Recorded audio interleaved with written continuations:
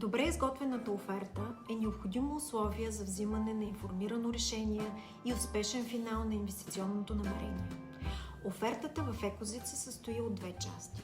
Едната част е описание на експлоатационните характеристики на оферираната сграда и на използваните материали. И втора част, която е подробно описание на съдържанието на офертата, съдържание на отделните елементи на къщата, степен на завършеност, цена, гаранции и срок на валидност. Прецизно изготвената оферта дава възможност на инвеститора да е наясно, най-общо казано, какво ще получи срещу парите си, т.е. да вземе своето информирано решение. Ако офертата покрива всички изисквания на инвеститора, се пристъпва към сключване на договор за изработка на технически и работни проекти, производство и строителство. Офертата става приложение към договора. В този случай от цената се приспада стойността на идейния проект.